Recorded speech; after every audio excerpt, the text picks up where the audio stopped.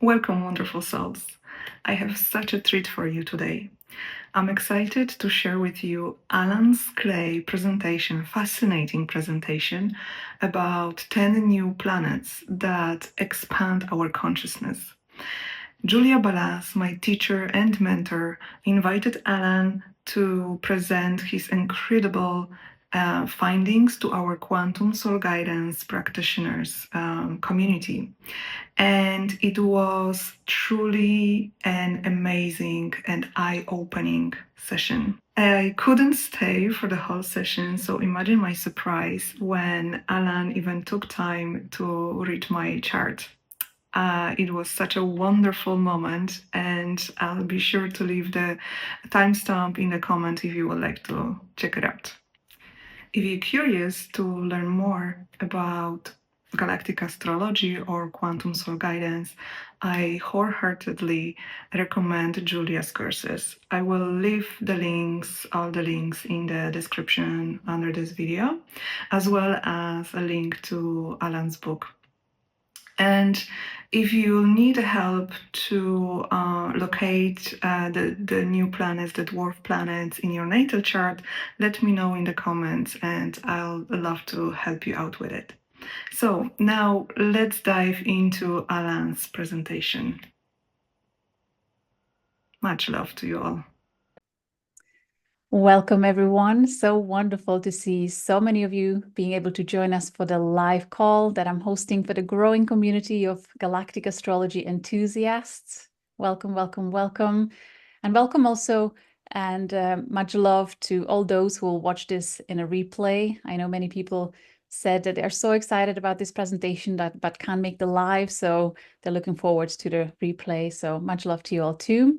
And those who are here, feel free to use the chat feature to say hello and let us know where you're based. It's always so nice to feel the worldwide grid forming within our community. It will be so great to hear from you there. So we are recording this on the 23rd of September, 2024 at 8 p.m. British Summer Time. And I'm honored to welcome and hold space for Alan Clay's presentation on the new stars for a new era. Welcome, Alan. How are you feeling? Good. Yes. Thank you so much for the invitation. It's beautiful to be here. Very good. I'm so glad, so honored. So for any newbies to this topic, Alan Clay is a New Zealand-born writer and filmmaker with international reputation for his fiction and his clown teaching work from his earlier days. The books on that you can find on Amazon or any other booksellers, called Angels Can Fly and Modern Clown User Guide. How, peculiar to combine that or transition from that to deep dive to astrology. So in the astrologers community, Alan is immensely valued and loved by the astrology enthusiasts for his pioneering shared research on the astrology of dwarf planets and their impact on human consciousness, presenting his work in a highly practical manner that can be applied to everyday life experience. So you can find more about Alan's immense contribution to the evolution of astrology on his website, dwarfplanetastrology.com. And you'll find plenty of invaluable resources there, Dwarf Planet University, including a diploma course, and you can connect with his community and more. So it's such an honor and pleasure to be here with you today, Alan. I'll just give a quick intro to the talk and give you the mic right after, okay?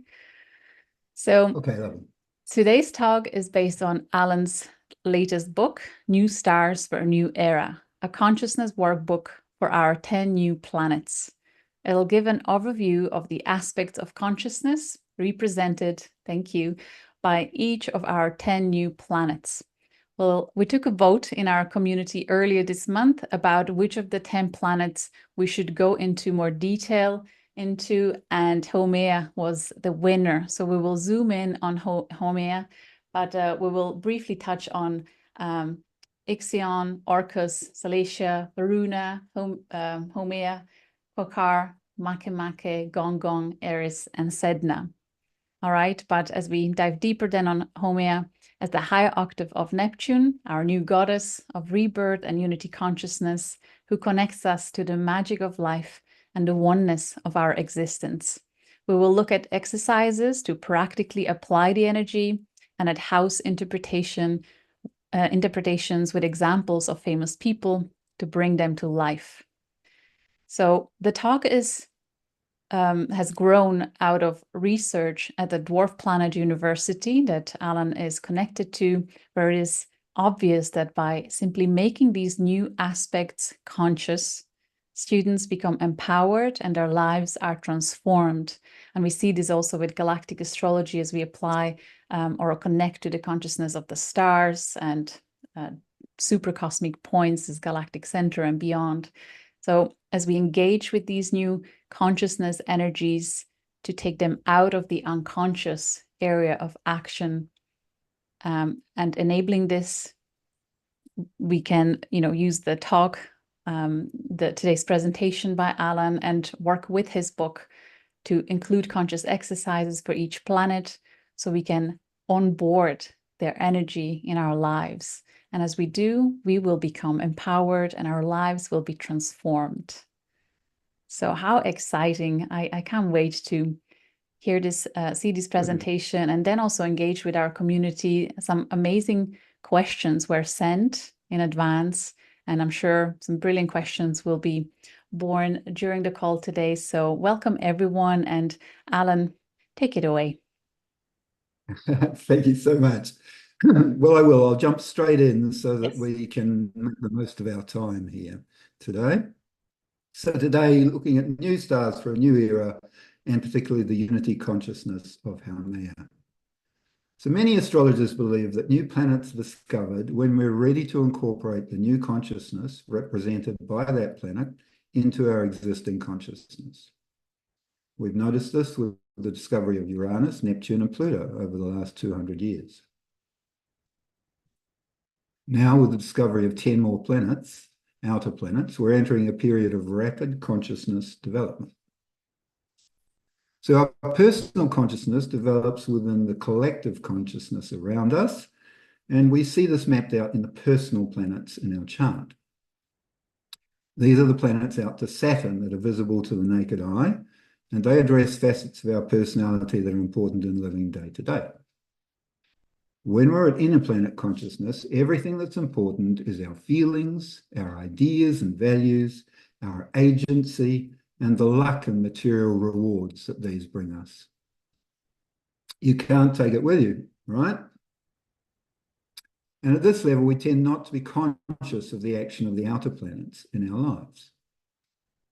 So the inner planets represent aspects of personality, and the outer planets aspects of consciousness. So as each new outer planet is discovered, it represents a new aspect of consciousness that's becoming available to us. Over the last 200 years, we've discovered 3 new planets. Discovery of Uranus brought us intuitive consciousness. Discovery of Neptune, spiritual consciousness. And the discovery of Pluto, psychological consciousness. Then, since the turn of the 21st century, we've discovered another 10 planets. Discovery of so many new outer planets at one time represents a feast of new consciousness that's now available to us.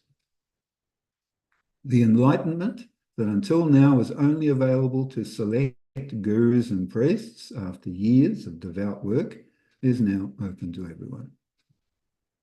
Because these outer planets talk of consciousness, how they manifest in our lives depends on our current level of consciousness. Most people on the planet experience the outer planets as unconscious influences.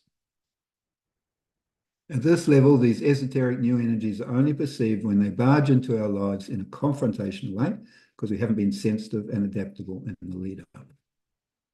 As we develop spiritually and we consciously onboard these new energies, they become like guides into new territory, offering us special skills or challenges depending on the aspects in our chart. At this level, rather than unconscious influences, the outer planets become like a new super consciousness. Let's look briefly at each of them, each of the ones beyond Saturn, to put them in context. As we embark on the spiritual path to make a larger sense out of the experiences in our personal lives, we start activating our Uranian and Neptunian energies and bring them into our consciousness. As we do, we begin to realize that the "you can't take it with you" approach of the inner planets is actually a delusion. Uranus brings intuitive flashes into our personal planet consciousness and begins to connect us with the collective consciousness, breaking through our Saturnian defenses to allow new impulses and connections. So the discovery of Uranus enabled consciousness growth in our lives. We can look at Uranus as the higher octave of Mercury, because he takes Mercury's ideas, communications, and curiosity and networks them at a higher spiritual level. Neptune tunes us into the bigger picture and brings into our lives. He encourages us to search for a larger meaning for our personal experiences and teaches us about faith as a way of deepening consciousness. Neptune is traditionally considered to be the higher octave of Venus, where her values and aesthetics are expressed at a more spiritual level through the imagination and psychic opening of Neptune. Which brings us to dwarf planet Pluto, who's the gatekeeper of the outer transpersonal planets.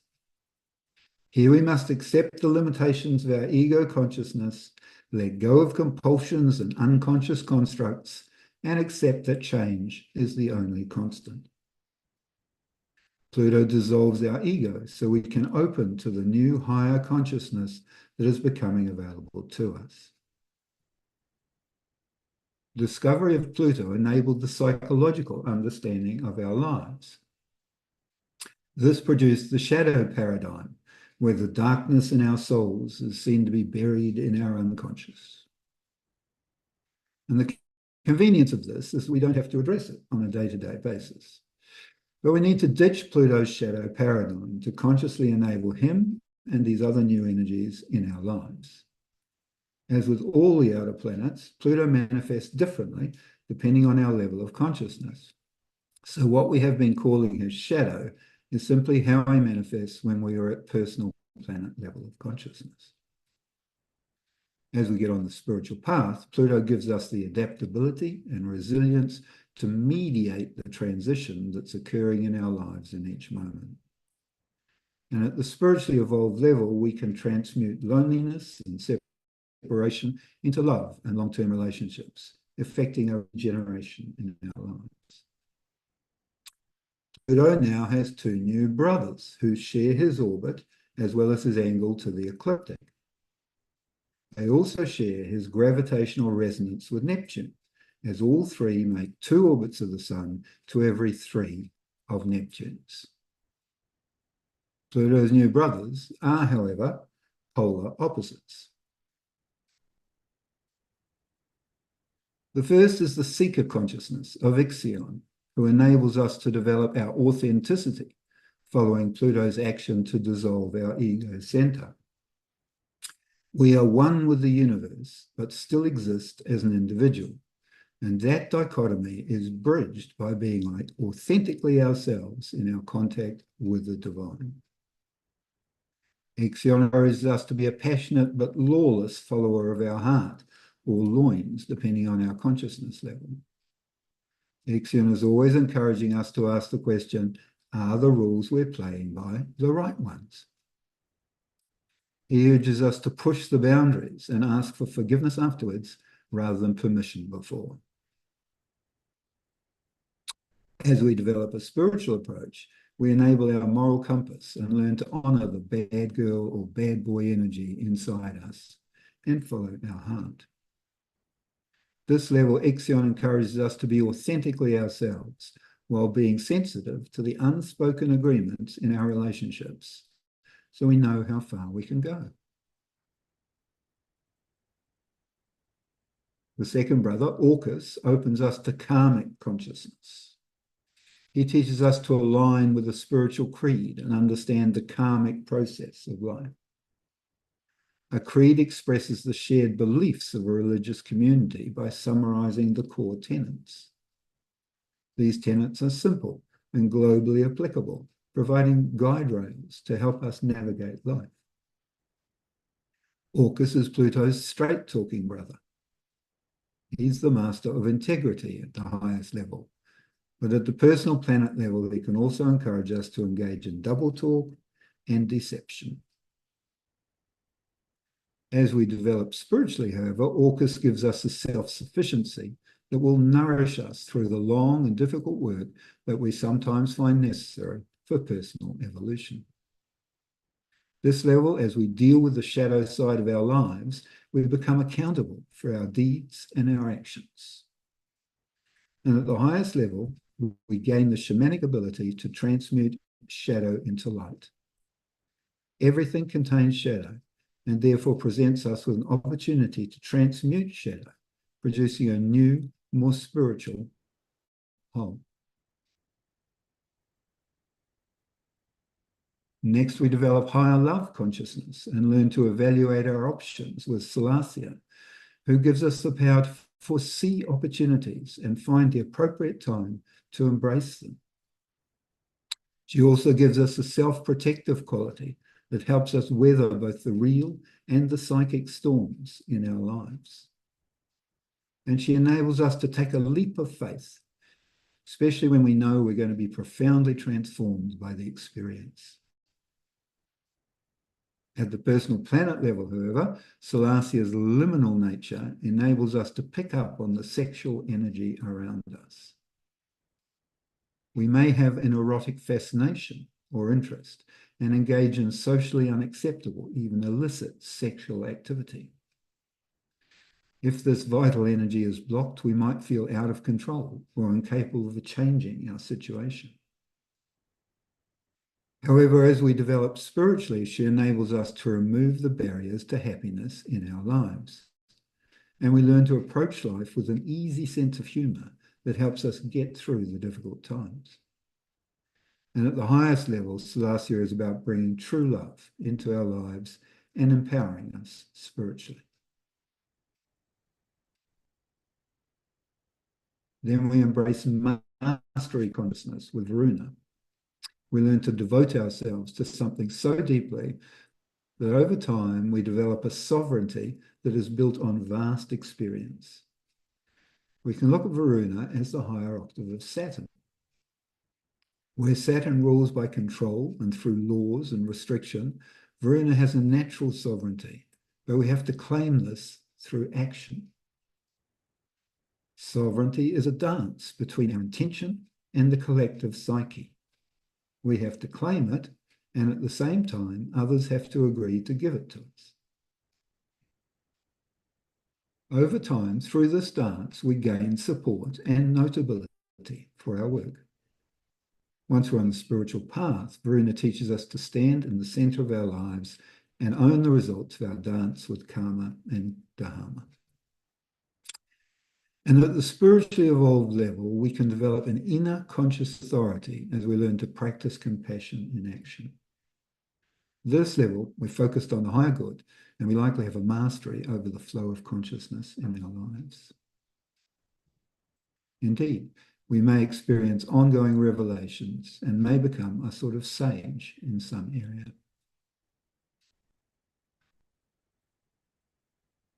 Next, we connect to Source and embrace unity consciousness with Haumea, who works at a spiritual level to nourish and replenish our lives.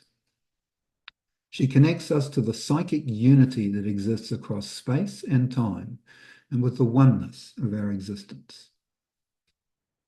She does this in each moment simply by reigniting in us the magic of being alive. She encourages us to live in the present and to savor every moment of life, allowing us to appreciate the beauty of the world around us and within us. Haumea is the higher octave of Neptune, turning his psychic opening into real psychic connection. At the personal planet level, however, this can manifest as a lack of connection, a sort of spiritual alienation.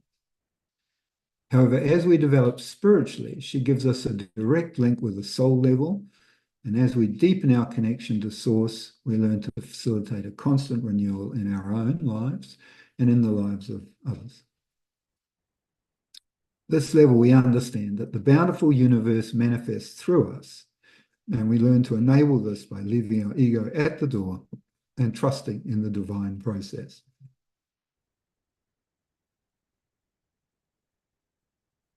So we're coming back to Haumea, obviously, after we've just run through all of these ones. So then we develop our spirit consciousness with Kwawa, who in myth sings and dances the world into existence. Kwawa encourages us to find a practice to bring spirit into our physical lives. Song and dance are practices that call spirit into our lives, as are activities like meditation, yoga, bushwalks, even sport.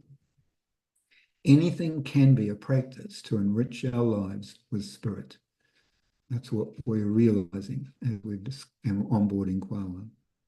Kwawa is also the song and dance we tell ourselves about our lives. Our unique song and dance is a spirit story which underpins who we are. As we develop spiritually, we learn to embrace a spirit of discovery and see life as a dynamic meditation where we can see opportunities in real time and act on them. At this level, Kwawa becomes the higher octave of Jupiter, lifting Jupiter's dumb luck into a smart luck through this meditation practice. And at the spiritually evolved level, we see the song and dance of spirit in everything, and we understand that we are part of a rich chorus of spirit which underpins the physical world. This allows us to manifest spirit as required to bring order out of chaos and create harmony in our lives.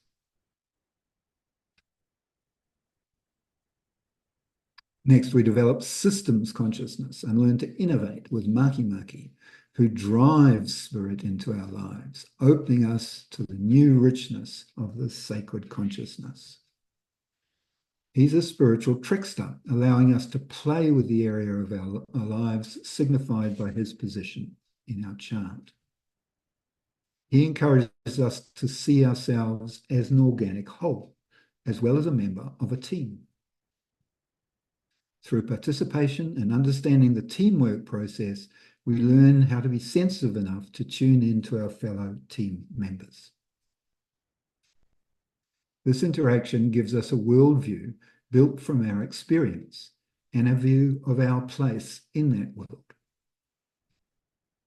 As we develop spiritually, Maki calls spiritual nourishment into our lives and gives us a devotional focus that borders on genius. We can look at him as the higher octave of Uranus, lifting Uranus's intuition into a rich understanding. This level, we're able to alchemically break down existing ideas into their component parts and put them back together in new configurations. We understand the context behind the ideas, which enables us to be playful in this process. And at the spiritually evolved level, we can see the big picture and integrate it into our personal devotional focus at such a deep level that everything becomes a valuable creative resource for our growth.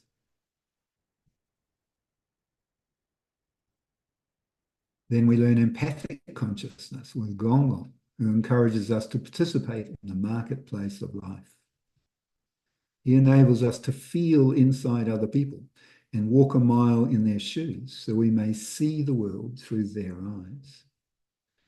In order to empathize with others, however, we have to get out of our own emotions. So at the personal planet level, he can encourage us to be emotionally self-indulgent and to lash out in an attempt to get our own way. This level, we may feel overwhelmed by our emotions and unable to see a clear path forward through the morass of our personal feelings. As we develop a more spiritual approach, we begin to understand that we live in a symbiotic relationship with others, and that our divine work is to let go of the base emotions so that we can be sensitive to the emotional community in which we are nestled and open to the empathic support of others. At this level, we can pool our energy to achieve collective aims as we learn to channel our emotions and mold our psychic space to improve our productivity. And at the spiritually evolved level, we can nurture the emotional and the psychic bonds between us. Next, we come to diversity consciousness with Eris, as we learn to value everything and everyone for who they are. Eris encourages us to simultaneously look at ourselves in an uncompromising way and also to be inclusive in our worldview. We tend to fool ourselves and overlook our shortcomings just to get through each day. But Eris draws her strength from the unflinching nature of her understanding. It's all valuable to her and will only be complete and embrace our full power when we accept our multifaceted nature. At the personal planet level, Eris encourages us to engage in discord and strife, so we learn to stop fooling ourselves or stop being fooled. As we adopt a more spiritual approach, we understand that our strife can be dealt with simply by accepting opposing points of view. So simple. At this level, she enables us to see clearly without preconceptions and helps us to keep body and mind in harmony so that health and happiness prevails. And at the highest level, she's a spirit guide, transmuting life into love and bringing sacred wisdom into our lives. Eris is the higher octave of Pluto, lifting his transformative energy into a fierce grace. This gives us a female power, which is gentle, but which rises to meet the needs of any challenge. Power, but male power. Now we've got a female power. Finally, we embrace the soul consciousness of Sedna, who is always trying to get us onto the spiritual path. She represents our soul's path of destiny. If we accept that our soul incarnates over a number of lifetimes and that it has a purpose to grow through these incarnations, then that sole purpose for this life is shown by the placement of Sedna. In that area of our lives, we transcend to a new holistic spiritual consciousness where we can allow love and harmony. As we develop spiritually, Sedna teaches us to keep our heart open in what we're increasingly realizing is a sort of hell that we're currently living through. We're still very early in our consciousness development as a species, and we have to keep our heart open for our benefit and for everyone else's benefit in this difficult phase. To enable this, Sedna encourages us to nurture our sense of humour. Humour is a wonderful tool on the spiritual path because it allows us to release baggage and lighten our load on our soul's path of destiny. This level, Sedna encourages us to beat our drum and sing our song to life. As we step up to do the soul-based work that we're here to do, we move through a fated transcendence to a more transpersonal consciousness.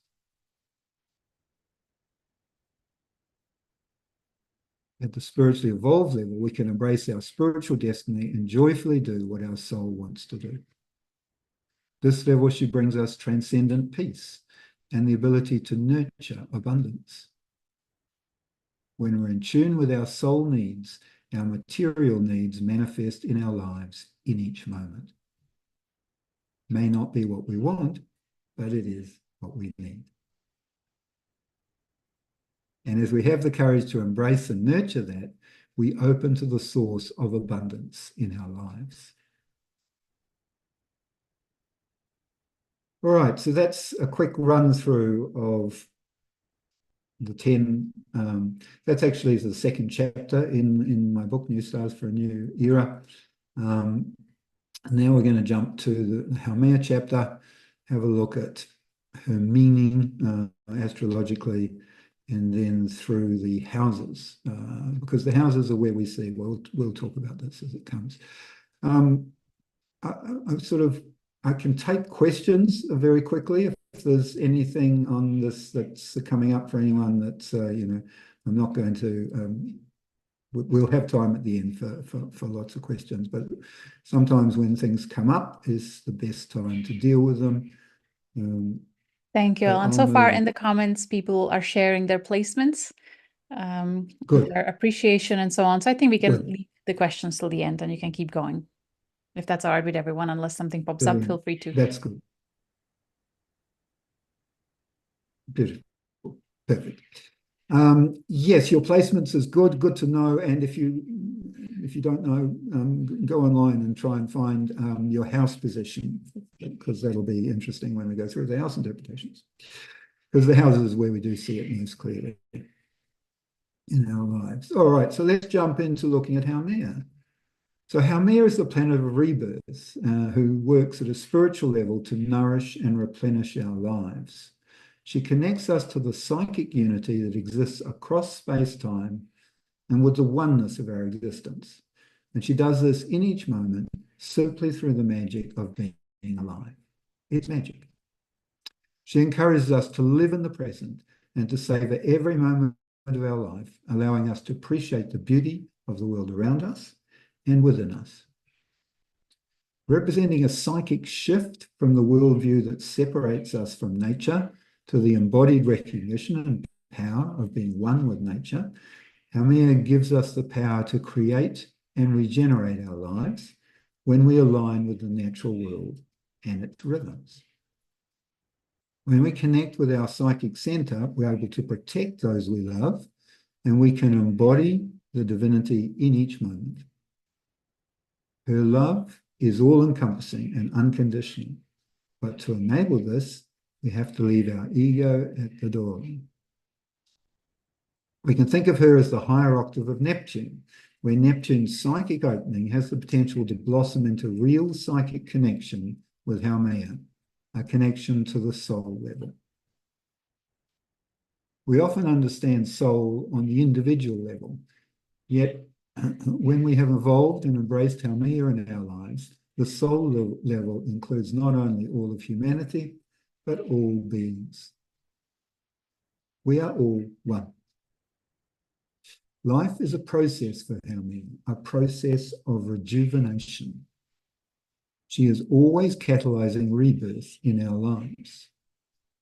She does this by encouraging a spirit of play within the sacred work that we're doing. Play requires trust in the bigger picture. We need to allow ourselves to let go and explore the myriad of creative possibilities without judgment. And that way we deepen the sacred. So her energy is playful and creative, symbolizing a constant renewal and a joy in life. When we experience Haumea's psychic connection unconsciously, however, it can come with a similar righteousness to Neptune, but with much more psychic force behind it. As a result, we might ride roughshod over everyone or stick our neck out about something, and so get ourselves into trouble. So she also talks of the day-to-day pressures we experience that might reshape us and the danger that it all might spin out of control. Or even more likely, we find no connection to the psychic source, so our life shrivels up and we live in a sort of spiritual starvation, a starvation of life energy. The unconscious level, we are likely to try and fill this lack of meaningful connection by indulging in the hollow pleasures of consumer society. But no amount of money can buy the connection we seek, so this just leaves us feeling even more alienated. At this level, we may respond by being overly dramatic and attention-seeking, or by making claims of martyrdom. We become so desperate for meaningful connection and achieve it. And there is always a danger of our drama could spin out of control and bring everything in our lives crashing down. As we develop a more spiritual approach, we learn to trust in the life process and deepen our connection to the psyche through allowing the magic of being in each moment. We all know these special moments when we're out in nature or in the arms of our love or deep in meditation, where we feel the life force chorusing through us. This psychic connection to the oneness of life is the magic that Haumea opens us to in each moment.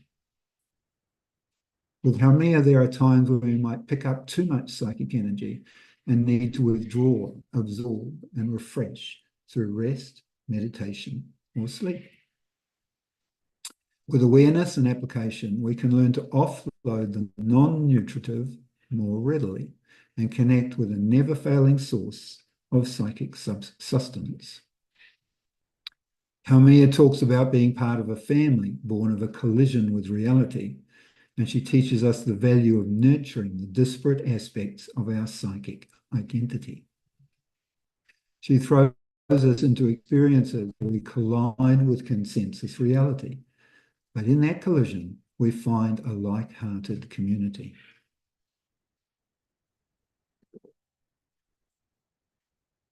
This is our community.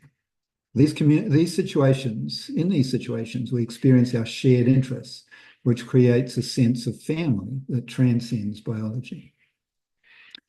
Thus, at the spiritual level, she encourages us to find a community, to connect with a family of souls who can play important roles in our lives, and to find a new way of living together with them. These people may be spread across the planet and may not be the obvious choice, but our connection with them will psychically nourish us and them.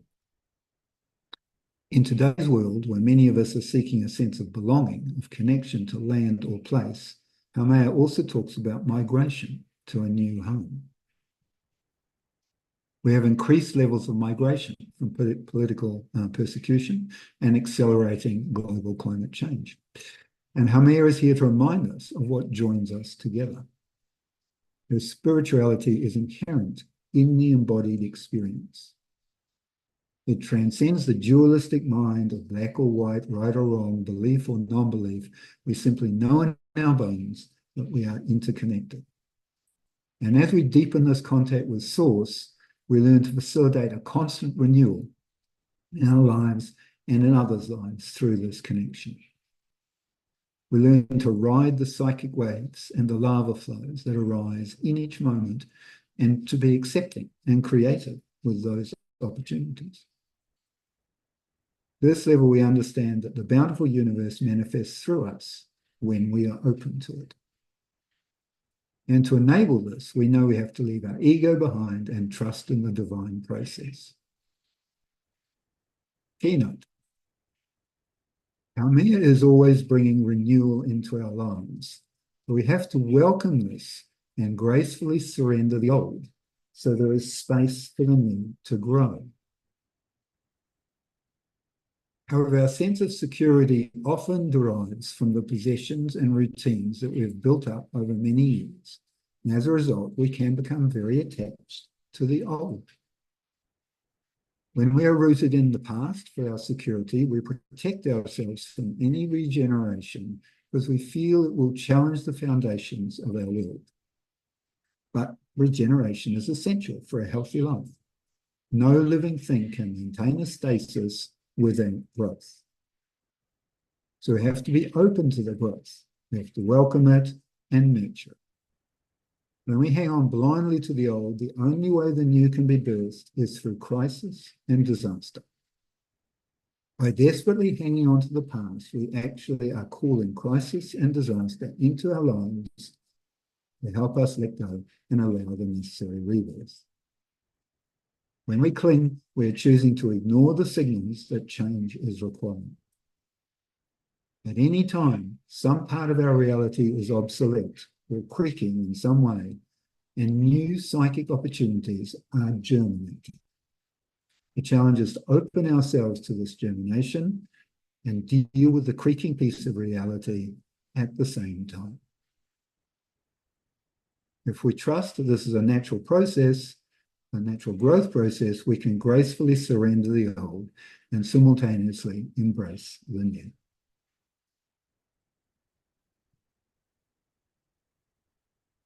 All right, you probably understand this. If you don't work with the chart, your birth chart is divided into 12 houses, which represent different areas of your life, such as home or relationships.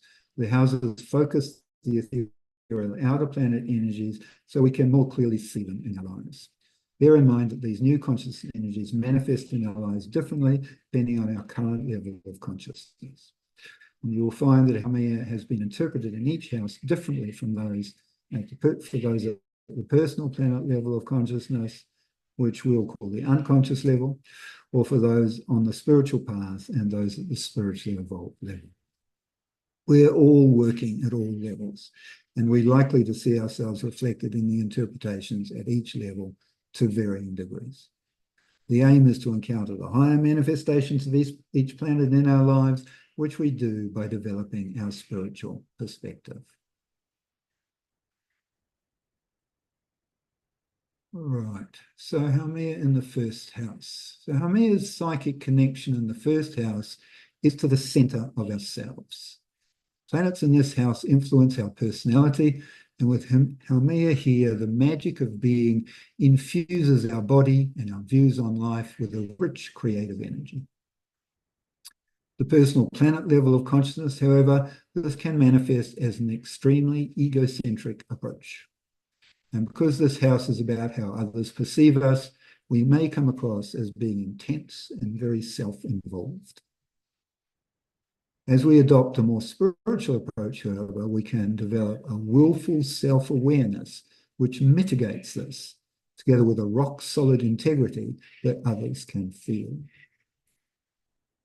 At the spiritual level, this placement nourishes our creativity, our adaptability, and our resourcefulness with the life-giving qualities of Haumea. Danish writer Hans Christian Andersen is an example. His magic of being inspired numerous generations. His fables of morality were translated into more than 100 languages, more than any book other than the Bible. And exemplifying the self-involvement of this house, he also wrote 3 autobiographies. As we deepen our contact with Source, we learn to trust our gut instincts and develop a soulful confidence in our work. At this level, the life energy is pouring through us, and we can nourish others with it and may have the ability to foster psychic unity. Like New Zealander Faye Blake Cossa, who runs an astrology school in Amsterdam. Her master's dissertation offers a life cycle model for organizational development, and her work focuses on making clients feel safe while applying her extensive training in inner child integration therapy. Second house, jumping. All right, with Haumea in the second house, we can bring about a material rejuvenation, both in our own lives and in the world around us. We have the psychic power to manifest what we want in the real world when we open to Source and believe in ourselves. At the personal planet consciousness level, we may have a bit of a bulldozer approach to our security needs, however, and to our sensual pleasures. This may be successful in the short term, but things like bullying are not sustainable practices for healthy life, nor is relying on non-paid volunteers, fans, or devotees for support. With this placement, we need to ensure that we are giving as much as we are receiving on both the material and the psychic levels, and that we remain faithful to our values. As we develop a more spiritual approach, we likely have a deep appreciation of our sensual experience and of nature, and we understand the humanizing and social function of art. Because the second house is about cultivation and Haumea is about fostering and fertility, this is a very creative and generative placement. Like Mae West, who wrote most of her own material, and became an icon of sexual power and femininity. She was so faithful to her values of free, creative and sexual expression that she was prosecuted for moral charges because her first Broadway play, Sex, depicted homosexuality. She bailed her cast out, but she chose to stay in jail herself to garner the publicity. We see the generative power of Haumea in this house in her status as the second highest paid person in the US at the height of her career. As we deepen our contact with Source, this can bring a bountiful process of renewal into our lives, which provides us with everything we need. And our sense of self-worth can also enjoy a constant state of renewal. At this level, we understand that psychic energy underpins everything in the physical world, and we can transcend the material desires of our ego. Like revered Indian spiritual teacher, Nisargadatta Maharaj, whose teachings centered on the development of spiritual insight, understanding the illusory nature of the world and finding liberation from suffering. His core message was that by recognizing and abiding in the eternal consciousness within, individuals could find true peace, freedom, and spiritual growth. Haumea in the second house.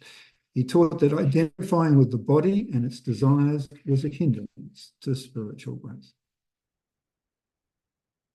Instead, he advocated for a shift in consciousness, recognizing oneself as the unchanging witness of all experiences, including the aging and decay of the physical body.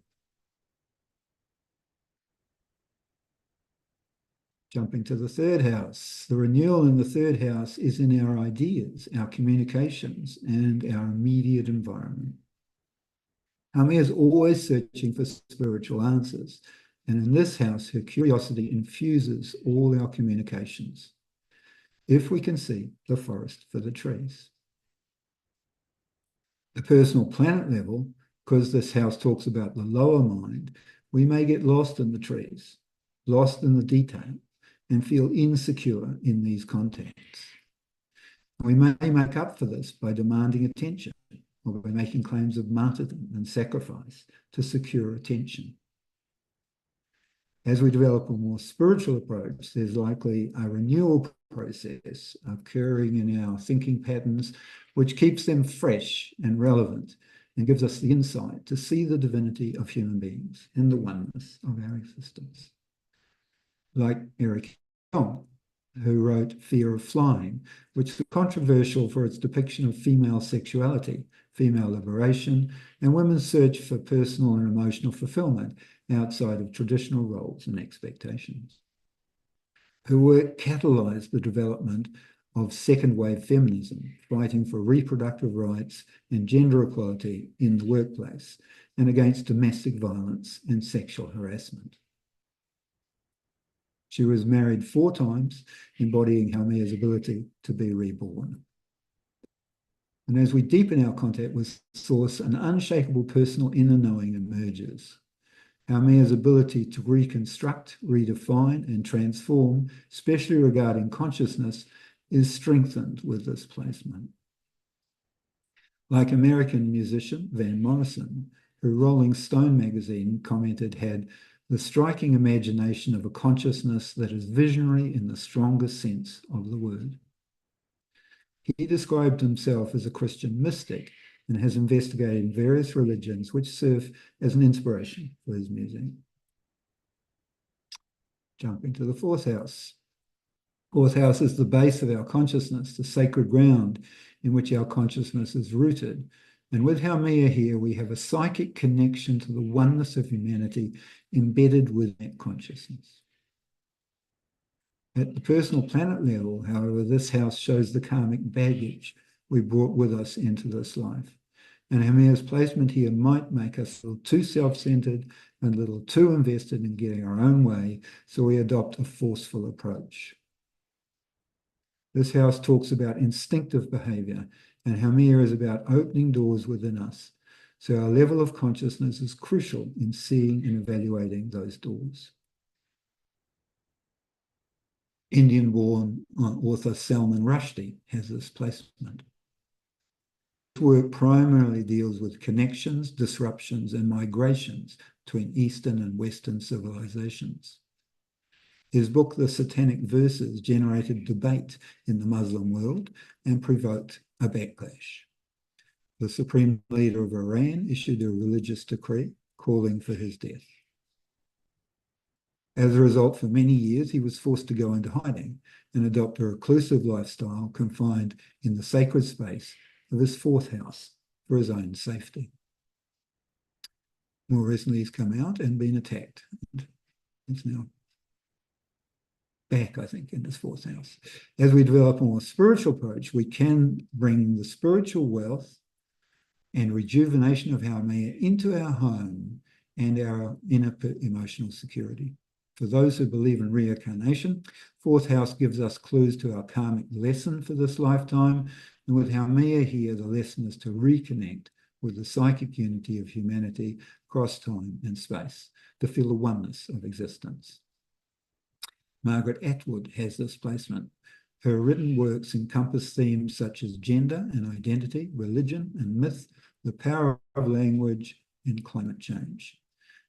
Her sci-fi book, The Handmaid's Tale, explores the interdependence of the sexes in a futuristic dystopian world, causing the reader to question the usury nature of our relationships and move beyond them into embodying psychic unity.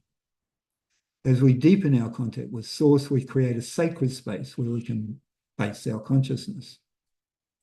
This base is a fertile ground where we are always able to find nourishment for our higher consciousness.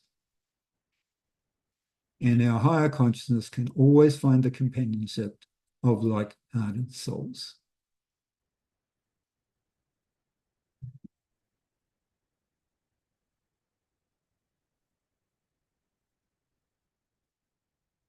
Jumping to the fifth house. So the fifth house is all about being ourselves and enjoying it. And with Haumea here, we're likely to be very creative in this process. With this placement, our joy will have a regenerative effect, both on ourselves and on others. The personal planet level of consciousness, however, we may come on too strong in our love affairs, our creative self-expression, and our parenting. There is a risk of being overly dramatic and attention-seeking as a cover for our lack of real psychic connection. And this is the house of risk-taking, so we must be careful not to feel any lack of connection with others with hollow pleasures like gambling. As we develop a more spiritual approach, we can learn to bring a spirit of play into our romantic affairs, our creativity, and our parenting, to take the risks necessary to grow in these areas. Like Philip K. Dick, whose fiction explored philosophical and social questions such as the nature of reality, perception, human nature, and identity. Embodying Haumea, he was married 5 times. Later in his life, following a series of mystical experiences, his work moved into the realms of theology and metaphysics. Then, as we deepen our contact with Source, we gain a passionate understanding of the humanizing and the social functions of art. At this level, the fostering ability and fertility of Haumea gives us a rich bounty of joy and love as the creative medium of our work. Centering in love, Elizabeth Kubler-Ross, Swiss psychiatrist and author, is noted for her work in renewing our relationship to dying and death. Her belief in the continuity of life's spirit through the experience of death enabled her to assist more than 20,000 people with their passage into an afterlife. Sixth house. With Haumea in the 6th house of routine tasks and duties, every moment can be alive with spirit and in touch with the magic of being. For this placement, we have a magic touch which can breathe life into anything we turn our hand to, and particularly to the services we provide. The personal planet level of consciousness, however, we may not be aware of our gifts and worry about our lack of meaningful connection could manifest in our lives as anxiety disorders. We have to be mindful not to play the hypochondriac or be attention-seeking to compensate. This house also talks about our method of responding to everyday crises. And at this level, we may ride roughshod over people because of the urgency of our immediate demand. As we develop a more spiritual approach, Haumea gives us the willfulness to seek a strong psychic connection in each moment. and the regenerative strength required in moments of crisis. We see this in Farida, Queen of Egypt, who liberated women in Egyptian culture from their secluded role as mothers to become participants in society. She did this by taking a public role as queen in her marriage, which also freed the other royal women from the seclusion of the harem. She later gave up the status of queen in order to divorce her husband and gain her personal freedom. As we deepen our contact with Source, Haumea gives us the courage to see the divinity of human beings and the oneness of existence in each moment. This level, we have an ability to reach out into the psychic soil around us and connect with both a larger wisdom and an unshakable person inner knowing. Like Reinhold Ebertin, considered the founder of cosmobiology, which holds that cosmic energies influence biological processes on Earth. Of course, this influence is evidenced by the moon's impact on our waters. His work in this branch of astrology integrates psychology, medicine, sociology, and biology into an understanding of the rhythms of our daily lives. Okay, into the social houses. So the 7th house is the house of our one-to-one relationships. And with Haumea here, our search for spirit is answered through our relationships. 7th house relationships are about cooperation and sharing, and they generally serve some functional purpose in our larger social community. The personal planet level of consciousness, however, we may experience quarrels and separations in our relationships if we're not tuning into our partner. The lack of respect implied by our insensitivity can breed open enemies, and lawsuits. Like American filmmaker Francis Ford Coppola, who had a roller coaster career, which forced him into bankruptcy 3 times in 10 years as a result of bad investments of his early film profits. His iconic movie, The Godfather, nevertheless had a defining effect on modern culture.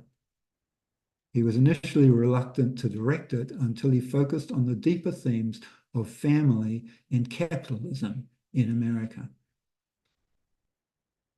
As we develop a more spiritual approach, we engage in diplomacy, which opens doors for us and others. Haumea's renewal comes both through a reconnection with our inner fountain of youth and with the collective psyche through our one-to-one relationships. Like Jane Fonda, who has undergone a variety of reinventions in her life, including actor, exercise guru, feminist, political activist, author, businesswoman, and wife to a number of famous men. The title of her autobiography encapsulates her regenerative power. Prime time, love, health, sex, fitness, friendship, spirit, making the most of all of your life. As we deepen our contact with Source, we can reach a state of psychic equilibrium and enjoy rock-solid integrity in our contacts in all official matters.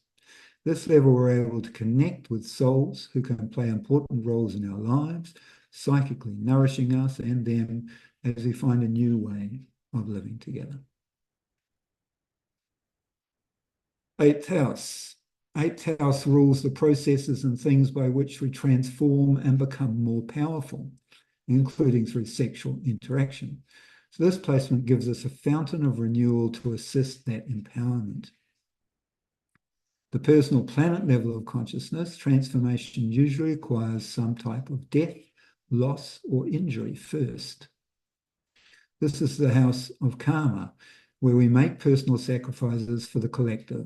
And at this level, we may be a bit of a drama queen, because Haumea likes to make claims of martyrdom and sacrifice to secure attention. Anything goes. Or we could abuse our psychic sensitivity by using other people's energy, taking advantage of non-paid volunteers, fans, or devotees. However, as we develop a more spiritual approach, the regenerative nature of both the house and the planet work together to allow a flowing spring of spirit into our lives, keeping us in touch with the magic of being. Like Masaru Emoto, original thinker, Japanese artist, and author of The Hidden Messages in Water. His extensive research and photography of the frozen crystal form of water gave humanity striking visuals of how water is affected at the molecular level by what's around it. Or like Jane Goodall, who is the world's leading expert in the social life of chimpanzees. She observed behaviors that we consider only human, like hugging, kissing, and even tickling, saying it isn't only human beings who have personality, who are capable of rational thought and emotions like joy and sorrow. In later years, she founded Roots and Shoots, which brings together youth worldwide to work on environmental conservation and humanitarian issues. As we deepen our contact with Source, we strengthen our occultability, understanding the give and take required to maintain this flow. At this level, our sensitivity to collective psychic energies can bring us the clairvoyance to see how these energies will play out. We understand that the bountiful universe manifests through us when we are open to it. And to enable this, we know we have to leave our ego at the door and trust in the divine process. Ninth house, Haumea is always searching for spiritual answers. And in the ninth house, this is about the experiences we encounter when we search for the meaning of things. So this placement sends us on a rich exploration of life. At the personal planet level of consciousness, we could be locked into belief systems and experience head-on collisions with others who believe differently. Or we could feel insecure in intellectual areas, unable to make enough spiritual connection to make any sense out of our experience. However, Haumea has an ability to reconstruct, redefine, and transform, especially regarding consciousness. And as we develop a more spiritual approach, we're able to discover larger fields of social existence by synthesizing known data in a new way. Like Patch Adams, who maintains that humor and joy are more important than any drug or therapy in the healing process. Recovering from psychological problems himself, he went back to school to become a doctor and set up the Gesundheit Institute, where he charges no fees, has no malpractice insurance, and lives with his patients in a country farm setting. At the Institute, medicine is integrated with the performing arts, crafts, agriculture, nature, recreation, and social service. As we deepen our contact with Source, this placement can bring an unshakable personal inner knowing and put us in touch with the magic of being, accentuating Haumea's profound idealism and sense of freedom as the highest principle. We see this in Icelandic musician Björk's political support of liberation movements for Kosovo and Greenland. She also supports the individuality of young artists by helping them launch their careers. Her music is unique, and she and her fans share an alternative view of the universe. I think there's a spiritual element in everything. Walking down the street can be spiritual, or it can be silly. It's up to the person. I can definitely say that making and listening to music are spiritual experiences for me. 10th house. 10th house encompasses the most public areas of our lives and the career that we develop. And with Haumea here, we're in tune with society and are likely to be a reformer. The personal planet level of consciousness, however, we may have trouble connecting with the psychic oneness of society. And so may come on too strong with our answers for others, alienating them and making our job harder. But as we develop a more spiritual approach, we can open ourselves to this oneness that's all around us and draw strength from this, understanding the bigger picture. This house includes the social foundations of recognition for achievements and sense of duty to society. Haumea's placement here can bring the insight to see the divinity of human beings in all our social activities. Like Scottish observational comedian Billy Connolly, known for his crass use of language and reference to human bodily functions. His irreverence dissolves the social boundaries, uniting us as humans. I think it's time for people to get together, not split apart. The more people stay together, the happier they'll be, he says. As we deepen our contact with Source, we can embody this divinity and develop the spiritual wealth and rock-solid integrity that is the basis of the community power and prestige of this house. This level, we feel the life energy, and we can use this connection to enable social rejuvenation. Like Italian educator Maria Montessori, who developed the Montessori method, which emphasizes the development of a child's own initiative and natural abilities through practical play. This method provides educators with a new understanding of child development that allows children to develop at their own pace. We're all different. 11th house, racing through. The psychic connection with Haumea in the 11th house is to our community, to our collective consciousness. With this placement, we will gather a soul family and find a new way of living together with them. These people may be spread across the planet and may not be the obvious choice, but our connection will psychically nourish us and them. The personal planet level of consciousness, however, this can manifest as a lack of connection because our sense of belonging is inward looking. We may seek indiscriminate connection with friends or groups, or force a connection because we are so desperate for our belonging that we do not evaluate friends or groups appropriately. As we develop a more spiritual approach, however, we can become more sensitive to this process and more aware of consciousness. At this level, the collective consciousness provides a rich field of opportunity for the profound idealism of Haumea, and we will actively seek out groups with like-minded views. Leading Mexican artist Frida Kahlo exemplifies this profound idealism. I have a great restlessness about my paintings, mainly because I want to make it useful for the revolutionary communist movement. Until now, I have managed simply an honest expression of my own self. Today, she is regarded as an icon for the feminist movement, the LGBTQ+ community, and for Chicanos, the culture which embodies the in-between nature of cultural hybridity that is neither fully American nor Mexican. As we deepen our contact with Source, the love and charity of this house combines with the spiritual wealth of Haumea to enable us to redefine and transform the collective consciousness and foster the magic of being in our lives and the lives of those around us. Like Leonard Cohen, whose spirituality permeated all of his work.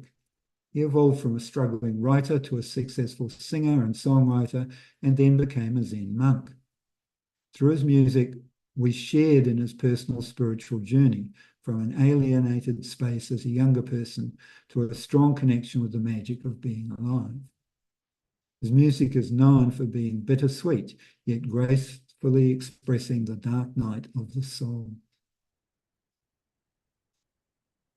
12th house. So this is the house of the collective unconscious and of spiritual realization.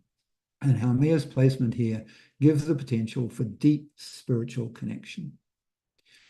There's also the house of the subconscious, where the hidden self, which is the hidden self that exists apart from our physical everyday reality. So at the personal planet level of consciousness, we may not be in touch with this side of ourselves. As a result, we may inadvertently expose ourselves or have issues of privacy. Finding refuge, seclusion, or retreat may help us to reconnect with our inner magic of being. This is the house of spiritual realization, and Haumea is spiritual wealth. As we adopt a more spiritual approach, we can develop a psychic connection to the unconscious, and over time, this will enable luck and miracles in our lives. like musician Arlo Guthrie, who bought an old church and made it into a charitable centre that serves people of all religions through free lunches, aid for family farmers, and services for abused children and the elderly. As a renowned folk singer-songwriter, he also holds a number of fundraising concerts each year that support families living with life-threatening illnesses. His personal exploration of spirituality includes Catholicism, Judaism, and Hinduism. As we deepen our contact with Source, the supportive, fostering energies of Haumea combine with the healing forgiveness and peacefulness of this house to allow a deep spiritual connection with the oneness of existence. Like Annie Besant, who was deeply religious as a child and longed to serve humanity, which she did as president of the Theosophical Society for 25 years. In that role, she fostered the young Jiddu Krishnamurti as the new spiritual avatar through her World Teacher Project. She had a great love of ritual and ceremony and wrote more than 300 books and pamphlets. Oh, and there we are, suddenly bang. And that's brought us through so we were just going through the Haumea chapter in this book, New Stars for a New Era.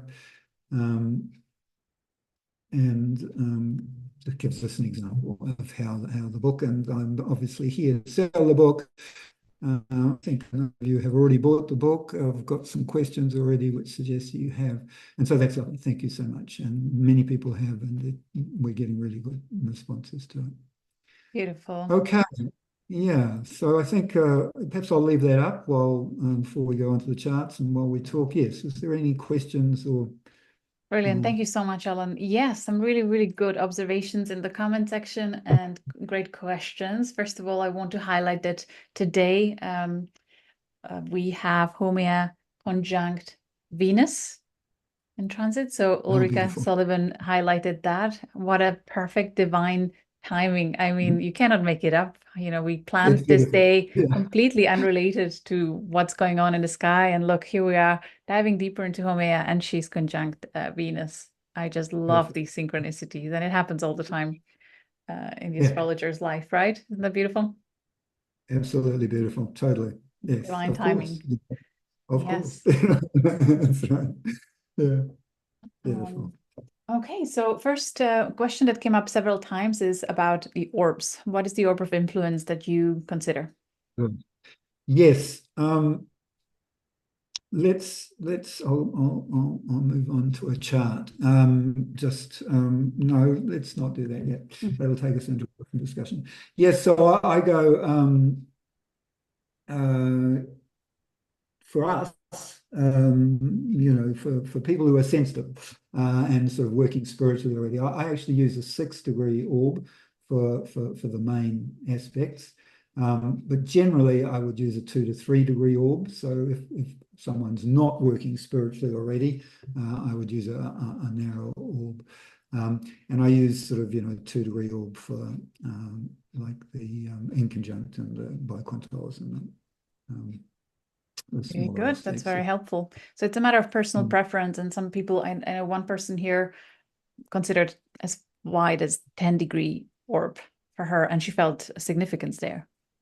Well, if you feel the significance, I would absolutely use it. It's that simple. I mean, it's the aspects are just there to generalize the energies between the planets.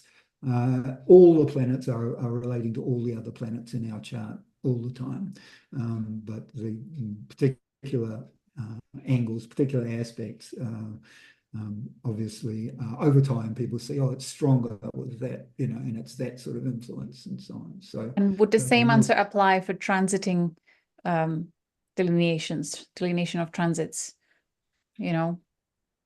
Look, I find yes, I mean, to some extent, but I mean, I tend to just use a 1-degree orb for transits and two degrees if I'm feeling sort of, but you can feel it up to 4, absolutely. No, I'm with you, or even 5. You know, it's sort of, but the thing with the transits of these outer planets, they take many years, and so they're phases in our lives, and those exact hits may correlate with events and so on. That's true, but those events can come anywhere in that phase, and it's a phase, so it changes over time. That's Understood.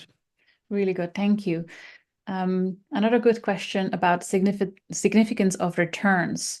So, for example, as we speak today, one of the viewers has 2 of the dwarf planets returning to the position in the natal chart of the same object. So, how would you interpret that? Look, well, I would actually question whether that's possible, because the I was just orbits thinking. of these outer planets is too long for our life. They're all beyond Pluto, so it's 250 years plus, and for So whoever asked may need to revisit and recalculate what they're looking at. They may have actually been looking at both natal charts of the same. I'm not sure. Yeah. Yes, that's right. You may have put the natal chart around the outside rather than the current positions. Okay. Yeah, that's what I would say. Another quite common one. We won't get. Yeah. We won't be experiencing that since the transits are so long, 250 years. Yeah. Okay. What about the placements in empty houses? So there's no personal planet or the outer planet in the house. So a person is used to seeing an empty house in their natal chart, and now there's these 10 new dwarf planets. How does that affect? How does that work? So all of the planets, the ones that we're working with now, they've all been there, throughout time, and been influencing us unconsciously. So you have had an influence from a planet. The thing with houses is that area of your life still is working, if you've got a planet there or not. It's not really, the planet just emphasizes and gives a certain direction to the work of that house, or how that house manifests in your life. It's the sign on the cusp of the house that's key to giving you sort of the understanding of how that house is manifesting in your life. And if there's a planet there, then it's been manifesting, then that accentuates or changes how that house is manifesting. So now, you have sensed it, I would suggest, in the past. You just haven't been conscious of it. So it's a matter of sort of feeling into that new placement that you've got there. And it's the same if you've got, say, a conjunction, let's say, of one of the new planets with your existing planets. You've thought of that existing planet as the combination, and you've read the new planet into the existing planet because you've been feeling it. So your interpretation of the existing planet is not the same as everyone else's, and you have to separate out the new one, but you've got an access to it through that conjunction. So yes, and I would just add to that. Yeah, brilliant. Thank you. I would just add to that you, as you reflect on the meaning and delineation of the dwarf planets, as described in Alan's book, you may realize that in that empty house, you've actually been learning and realizing these higher expressions of dwarf planets. You've reached that point already in your life, but you didn't make an association to the dwarf planet. But now when you see, there's oh my God, yeah, now I see why I'm actually feeling that way. It's certainly my case for Haumea and Quawar in the 5th house in Virgo. When you were going deeper into Haumea, that's my empty house in Virgo, but it's absolutely all about everything you said about Haumea. So it's just beautiful to make the connection now. Oh, beautiful. So good to hear. Yes, totally. Yes, that's exactly it. We discover these new planets, we put them in our chart, and we see the richer us that we've always sort of understood was there, but haven't been able to sort of find in the chart. Yeah, beautiful. Another great observation by Ulrika Sullivan in our community is about the current long-term transit of Haumea conjunct Shapley attractor at 1 degree of Scorpio. How would you interpret that in relation to the collective evolution? Are you familiar with the supercosmic points, as I like to call them? The galactic center, supergalactic center, the great attractor, and Shapley. So Haumea is in conjunction to Shapley at the moment. Sharply. No, no, no, I'm not. So give me that briefly. I will talk about the beginning I want to talk about the beginning of Scorpio there and her plunge into it. But yes, give me the sharply attracted Yeah. transit. So the way I would tune into it now, as I reflect on it, is how wonderful to see the manifestation of the unity consciousness that Haumea is kind of bringing as high octave of Neptune, and with it's becoming extra potent because of that 1 degree Scorpio connected to Shapley attractor, which is one of the greatest magnetic invisible forces in our known universe. So everything in our lives sort of is pushing us to connect to the center. And if Haumea is playing Wow. on that note of this Yeah. core invisible driving force in our lives, we are all pushed to return home, return to consciousness, return to our center. I mean, don't we see it everywhere? Explaining, yes, that's really explaining to me the where we are with Haumea in Scorpio there, because Haumea has been in Aries for 30 years or something like that, in Libra for 30 years, and that's been the whole phase of human rights and this individual growth and so on, which we've just come through. And in the last couple of years, there's been the in out of Scorpio, and she's just been sitting at sort of 0 degrees in just a couple of minutes, on her last sort of just a month or two back, retrograde, and now she's moving forward into Scorpio for good. She'll be here for the next 30 years, and we're going through a huge force for change in the world.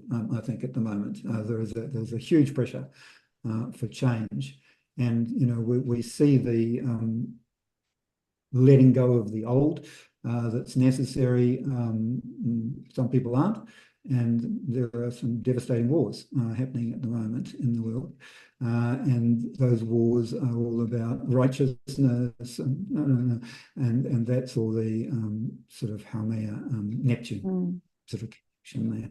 And some people are hanging on to the Neptune. They won't let go of their old mythology, their old view of why we're here on the planet. But they have to, otherwise we're all going to perish. And so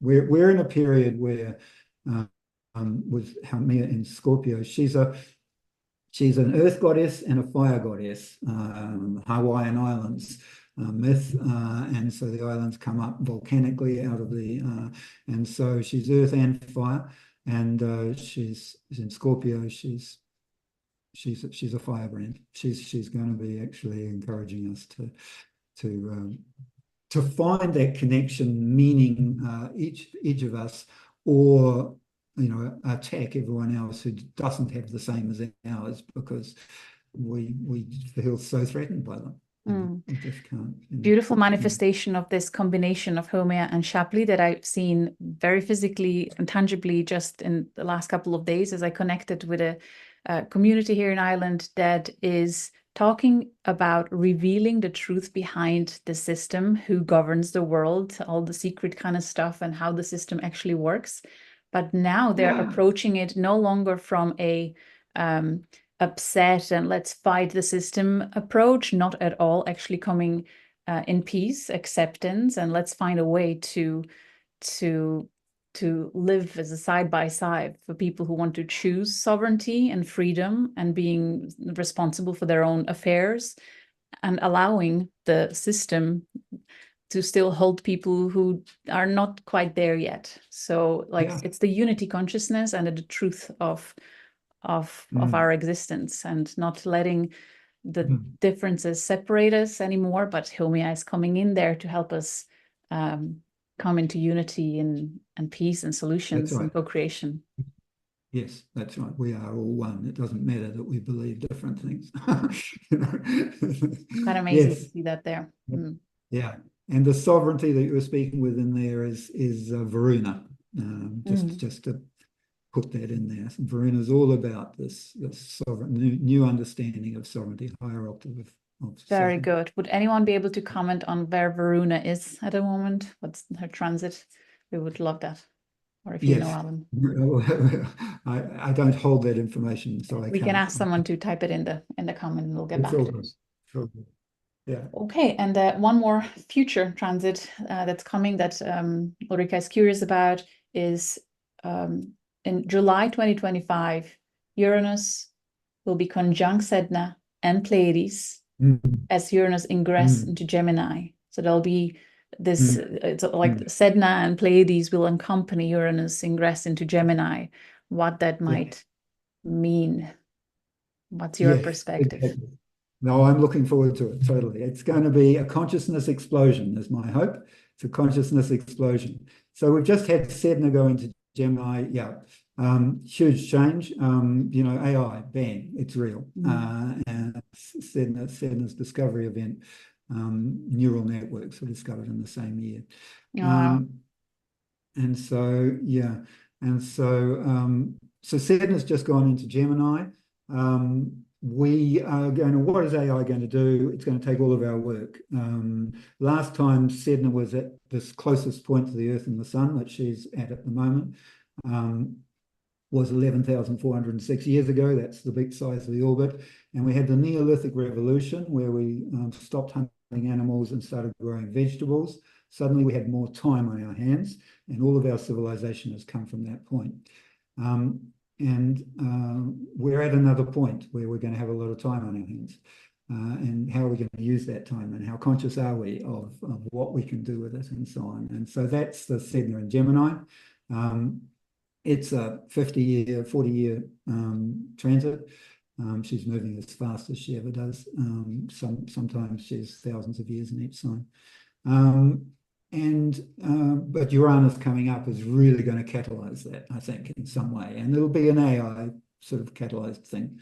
We're already experiencing it. You know, Sedna went into Gemini, and Google called their AI Gemini. So it's amazing connection. Yes. And so what I'd say in relation to that and the Haumea is Haumea's just changed sign, I think in conjunct to Sedna, and Pluto's just changing sign, and that's trine to Sedna, and no, is it the Pluto one that's in conjunct? Someone will have to give me those.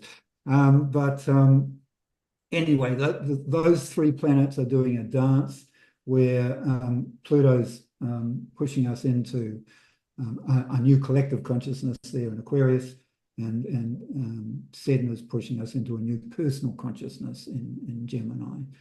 And Haumea is bringing the social scorpionic deep meaning.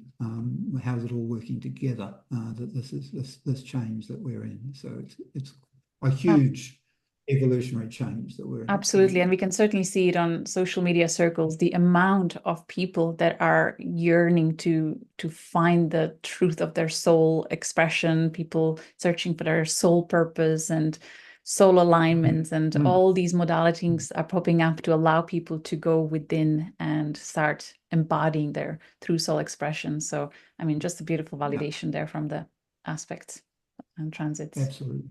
Yeah, totally. Really good. Okay, well, I have one more question for you.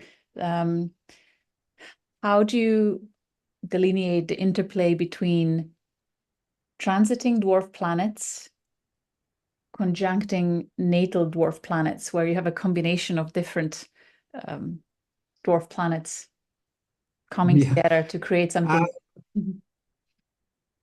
Yes, there tends to be sort of karmic periods, let's say, in our lives. Karmic periods.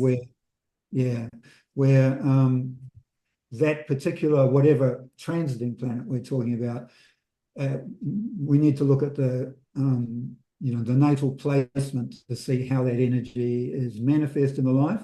And then as it goes through the different houses and conjuncts, different things, or transits, the other planets, that is developed, that aspect, that consciousness is being developed in some way. So if they're conjunct, it tends to be sort of fated times in our lives. Amazing. But So for example, the person that is asking has transiting Orcus in Virgo conjuncting her natal Haumea in Virgo. So what's that going to do? So Orcus is about transmuting shadow into light at the top level. That karmic consciousness where we're aware that everything that we do has a result, and you know, the more we do that, we realize, well, the better we can point that result, the more light we can generate in the process, the better it's going to work. So definitely a karmic time with Orcus conjunct Haumea, where if there's always shadow everywhere, and so it's Haumea will be bringing the psychic rejuvenation necessary to work with that, to empower that Orcus transmuting shadow into light there. Very good. And would you then look at the natal position of the transiting planet to see if that energy kind of extend to the mix? Yeah. The transiting planet is how we're developing that energy, how we're growing it. Makes sense. Beautiful. So, question that kind of connects to this that popped up from Carla: what happens when we have two dwarf planets in conjunction in our natal chart with a personal planet? Again, quite.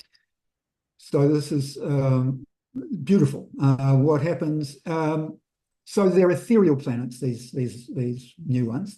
They're outside of Pluto, and Dane Rudger tuned us in with these higher octaves. I'm talking about them being higher octaves. That's a way of, we know the inner planet, and we can think of the outer one as being a higher octave of the inner planet, a more spiritual level version of that energy. But Dane Rudger reminded us that the outer planets act on the inner planet. It's not like, oh, I've got the inner planet and oh, it's a spiritual more. Yes, it is. But it's also the outer planet is acting on the inner planet and repolarizing that inner energy. And so it's the same when you've got a conjunction of an outer planet with an inner planet. The outer planet is actually kind of repolarizing that inner planet, tuning it into the more ethereal energies, so you will have thought of that inner planet as being kind of more ethereal in one of the ways or both the ways of the planet, the outer planets that are.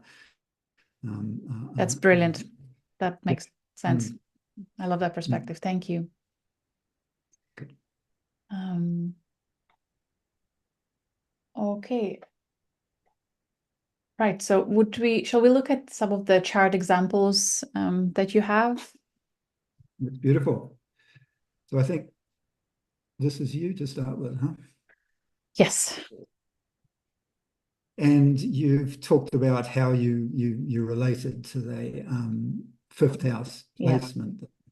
And you've also got Marky there in the fifth. So you know, there's a rich sort of understanding. You've got both very playful planets, playful with the divine, understanding that play is the best way to approach the divine. And that house is such a beautiful house from that point of view, a playful house, joyful house, and so on. So lovely placements. And so then we look at your aspects to see how your Haumean energy is sort of tied into your other sides, your personality and your consciousness and so on. So opposite Mercury, we're having here trine Chiron, squaring Moon and Varuna. So very, I'm going to say powerful. Moon Varuna conjunction in the sense that Varuna is, I say, sort of mastery consciousness. We develop that mastery through a sovereignty, and sovereignty is a dance between ourselves and the collective consciousness. And we have to say, I can do something, and other people have to say, yes, I see you can do that. Can you do it for me? You know, we see in this community that you've gathered in your work, we see that Varuna very strongly, where you're able to claim the sovereignty, and people value that in you, and that's coming through because of the conjunction with the moon in the first house there, where it's at the center of you, and you're able to sort of to mediate it in each moment with the moon there, and connect with people and so on, and bring the wisdom that Varuna has to that particular immediacy. Now, the square is key, I think, with Haumea here, in terms of, because the squares are, strengths over time. They're challenges, but they become strengths over time. And so there's a real strength that you've developed with that center that I've just described inside you. You're able to interface it with this creative, loving, joyful work that you're doing, that's reaching out into the collective consciousness. I really have to say that joyful creativity and playfulness is the thing that always gets me out of any funk, when you feel just stress about everyday things. If I can always, I am reminded, I believe, through this placement very quickly. It just, I have like minutes of getting down and like, where is the joy? Where is the joy here? How can I grasp it in my current experience? And immediately it brings me back to alignment. So I can thank Haumea here for that. That's absolutely right. And we can all thank you and this opposition to Mercury in the 11th here for you being able to bring it out into the collective consciousness and articulate it in that sort of Mercury way that's needed to bring messages across to people, on thank you. Physical level. There's one more note that I wanted to share with the community on my 10th house, and seeing Gong Gong there and Salacia, or however you pronounce it, where people often comment on the feeling of love and kind of a sense of a mother that they may sense coming from me. And when I saw the Gong Gong there as higher octave of Salacia, the empathic consciousness, and Salacia, the higher love consciousness, high octave of Venus and Mars. So I just want to share with the community that I think this is what they're tuning into, and that's what they're sensing, and that's how it comes through. It was just nice to see it there. Absolutely, absolutely. You're able to bring across to people, to interface it with people with very strong both those planets there. Absolutely. But I think it's also coming from your Haumea here and the opposition to Mercury, so gotcha. Yeah. All right, thank you. Yeah. Let's move on to the next one then. There's a few more charts that want to be shared. Thank you, Alan. That's right. It's beautiful. Ursula, are you with us? We want people here so that we can talk about them. I'm here. I'll just create your chart for you. Oh, thank you. That's so kind. While you're doing that, just want to say thank you for your university and for the vibrations going through Astrology Hub, through circles like with Linda Bird and Amanda. It's nice to finally see you in person. Many of my friends have taken your classes. That's good to hear. Yeah. Good. Oh, beautiful. Yeah, so beautiful. Thanks for giving that feedback. Yes, perhaps I could talk about the classes as I just do this. So I do run the Dwarf Planet University, and we have 6-week classes where you study your own chart and you do assignments and so on that. Now, just give me your birth date here for a moment there. All right, so what would I say in relation to that? I better have something to say now. So what we're looking at opposite here is the moon and your part of fortune, yeah? And up here we've got Mars and Orcus, and here we've got Neptune. So you've got I'm going to say, I think that's beautiful. The opposition with your moon and part of fortune is beautiful. We don't tend to think oppositions are beautiful, but just in terms of sensitizing you to this Haumea energy, 12th house can be hard to access. With the opposition to the moon, I think you're probably reaching for that sort of connection with the psychic unity and finding the opportunity to do that. Sometimes not, and sometimes, and that's the opposition, finding that balance between your personal needs and the deep spiritual needs that you have. And then obviously into this kite, Neptune here, spiritual consciousness, Uranus, Mars, Orcus here. You've got you can, what work do you do? What do you have a profession, or what are you? Painting and galactic astrology, but a very serious painter of the figure, and cosmic portraiture is coming online. Beautiful. Yes. So this is both of these things manifest here with the Mars Orcus, where you're able to sort of, you've got a huge resourcefulness and an ability to sort of upcycle existing art or ideas into new light-filled sort of understanding or social activities anyway up there. And so the grand trine with Neptune and your moon here is all about that. You're bringing that across to people, particularly your service. I mean, the Galactic Astrology, your creative is also a service. The creative work can also be seen as a service.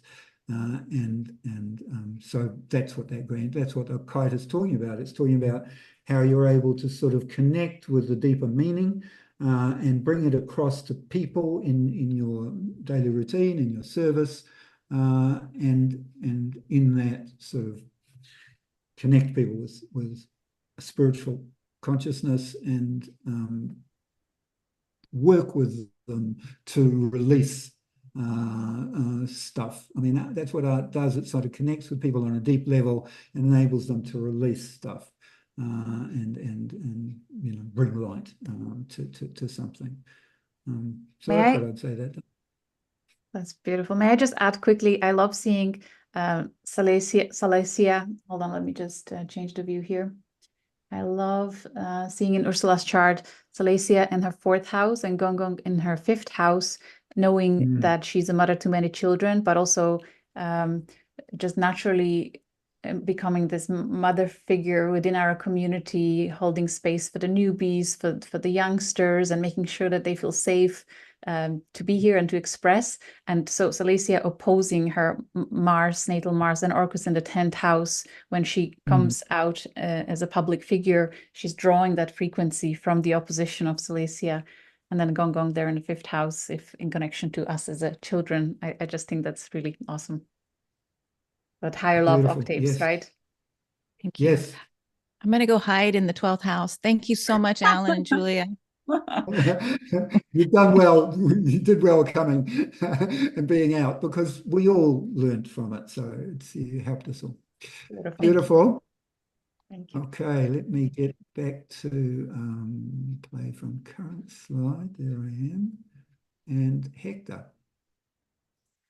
So for anyone watching this from outside of our community, Hector is the gentleman who helped to create the Galactic Astro Chart calculator for our entire community, and doing it so selflessly and just joyfully and always with love in his heart. So I just thought the community would like to see where his dwarf planet placements are. And are you with us, Hector, or? Probably not. Probably not. All right. So here we've got Haumea in the 6th, conjunct the South Node. So bringing a lot of spiritual connection into this life from past lives. And opposite the North Node. So this is doing something in the collective unconscious, in doing something spiritual in the world. often hard to find that what to do with the North Node in the 12th, but it just evolves over time. It sounds like you're making a wonderful contribution. I'd put that down to this connection with the nodal axis with Haumea there.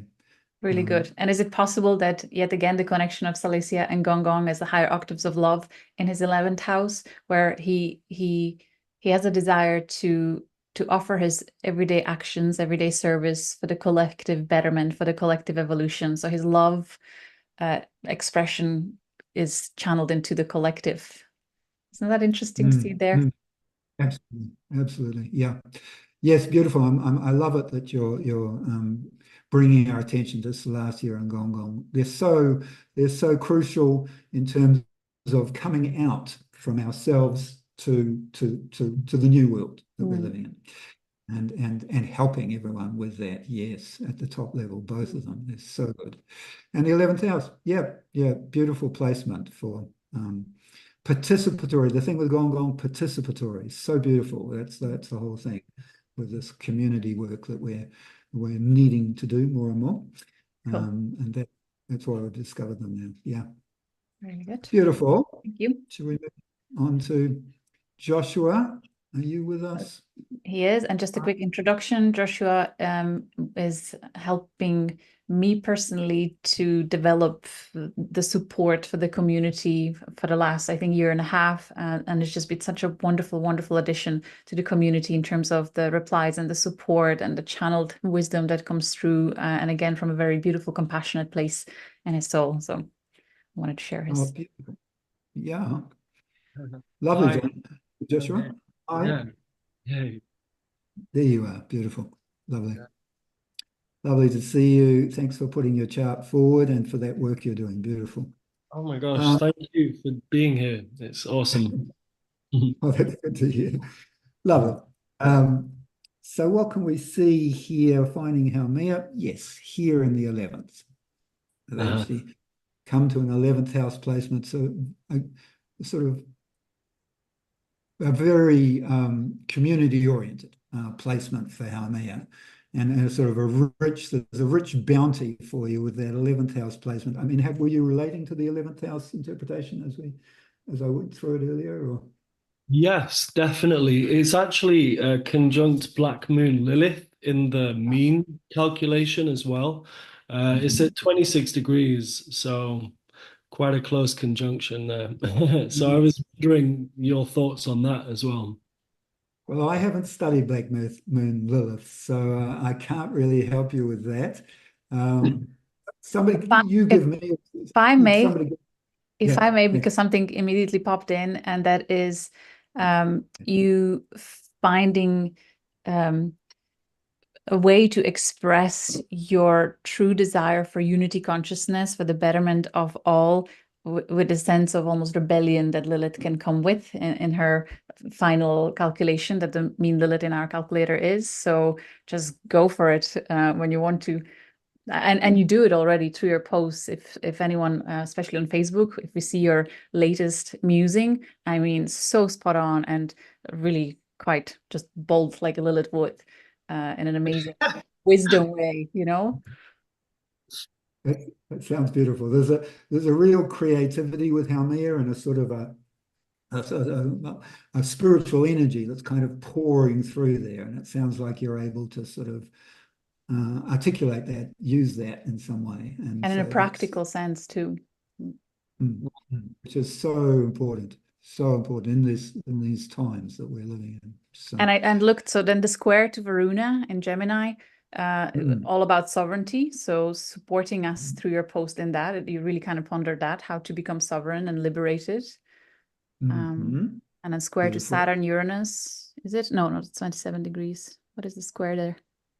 So square to Venus, isn't it? In Sagittarius? Venus, yep. It's a Venus, yep. Beautiful. Square to Venus. I mean, that is that's the higher octave and the lower octave square one another there. So it's Venus, Neptune, Haumea are the octaves here.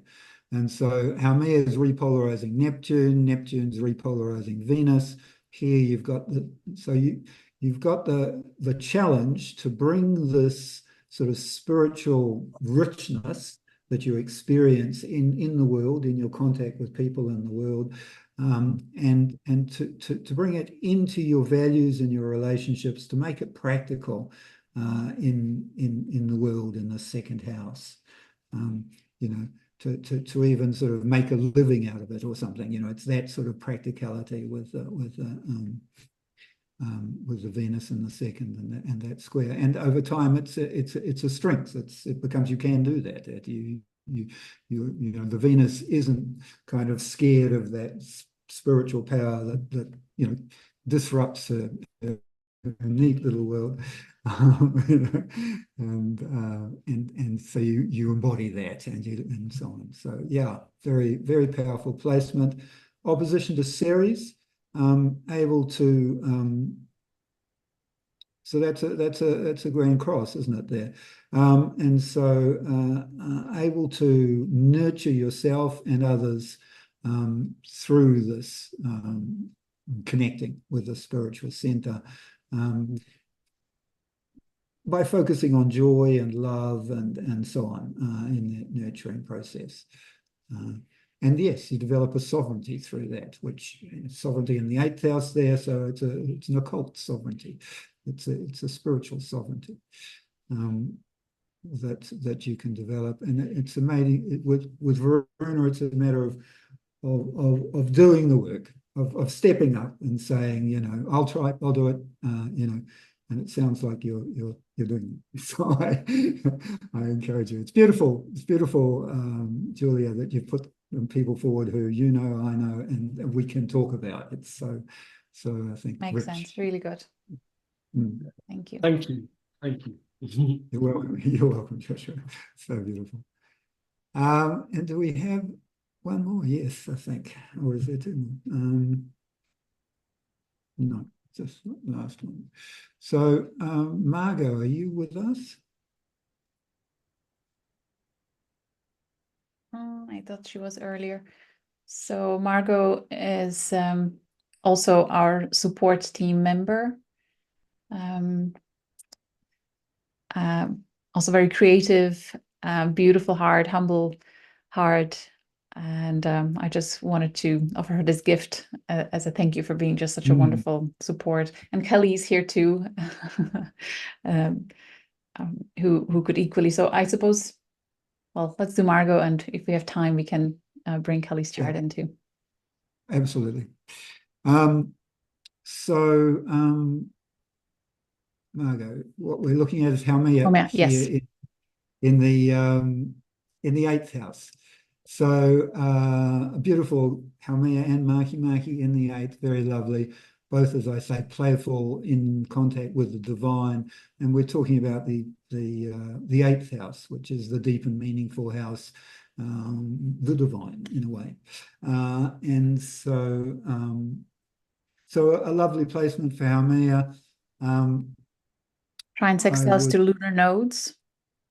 Is it it is sextile and trine the nodes, exactly, which is a beautiful, I mean, that turns the nodal axis into an easy opposition. The nodal axis doesn't want to be an easy opposition, but what it's talking about is being that Haumea is like a handle on how you can move from your karma to your dharma, and you're enabled in that process through the bounty of Haumea, through the oneness and the magic of Haumea. As you look at the Haumea, it's sort of all flows to Haumea, with beautifully placed. I mean, sometimes flows we just don't do it, but because it's to the axis, the nodal axis, beautifully placed. Now the sort of evolutionary possibility is this biquintile from Haumea to wow, that's a Mercury Salacia 3rd house cusp conjunction. You've got an opportunity to interface this oneness of existence that you feel, and you feel it sort of philosophically, you feel it educatively here in the ninth house, and that you're able to interface that with your ideas and your communication and your connection with people, your psychic connection, your sexual connection, but at a higher level, your psychic connection with people there through that biquintiles. Biquintiles have to be developed actively, and they don't just work. And so the more you engage with people in a higher love way and talk or write or do something like that, then the more you can bring across the wonderful magic of life to people. Really good. It's beautiful how Margo was inspired recently to start creating this beautiful bedtime cosmic stories where she takes people on a journey to different star systems. So the Aquarian element there, and the Virgo and the 8th house going into the subconscious, and offering it from a place of love, seeing Salacia there and Gong Gong also. So just lovely manifestation. Yeah. And the opposition Gong Gong to Maki Maki, giving that big perspective and understanding of how to engage with people and bring it across. Nice. Beautiful. We're reaching the 2 hours, and there are so many more comments and messages and different aspects. We can take a little more, but yes. Yeah, so bring in any new questions. Perhaps I'll stop the share, so we'll come back to being us. And if there's anything, there's one nice one from Eleanor. I'm interested in knowing more about the opposition as well. For example, when a higher octave of Aries opposes the lower octave of Pluto, the big sister and little brother dynamics.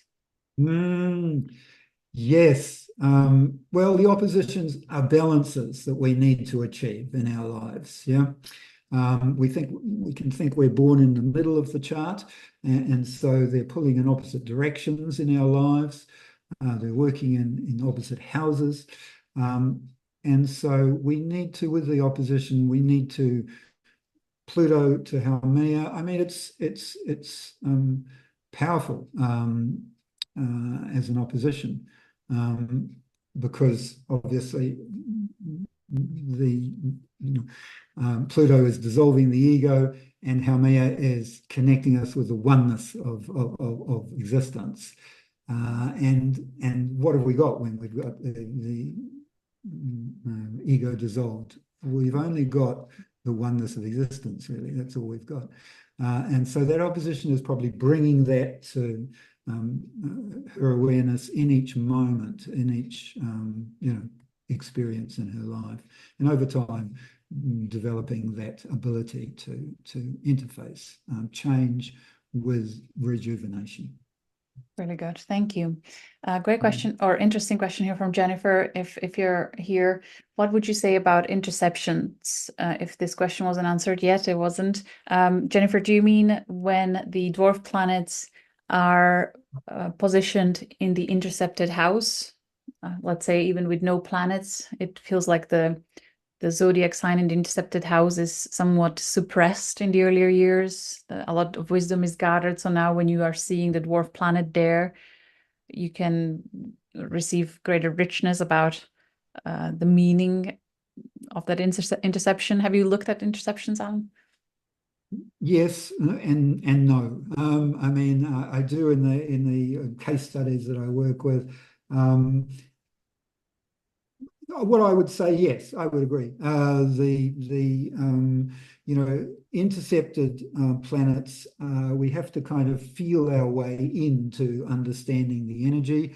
It's not manifesting. Oh, hold on. I'm going to have to mute whoever is not muted. Are we good? Yes. Oh, good, yeah. So yes, we're not feeling the energy manifest directly with the intercepted planets.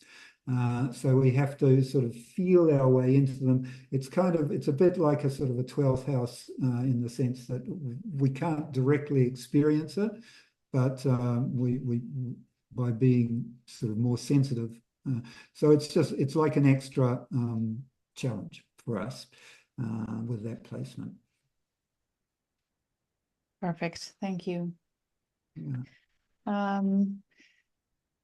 There were just the two charts that were actually three charts that were sent a few moments before we started the call. Yes. So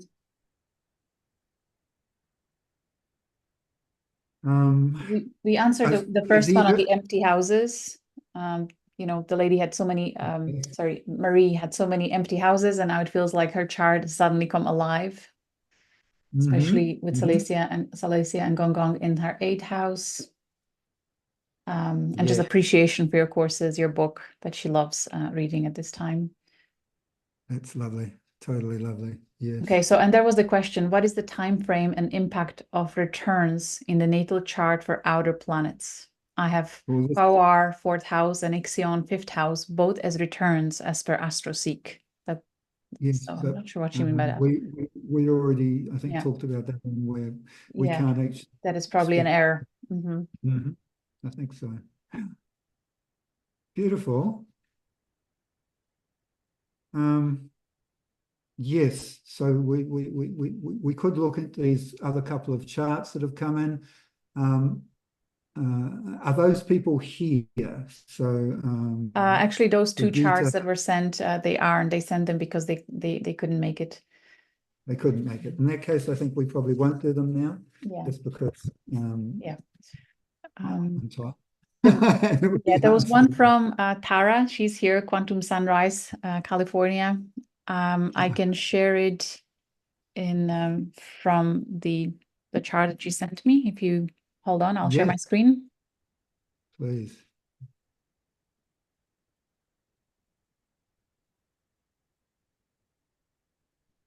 Okay, here we are.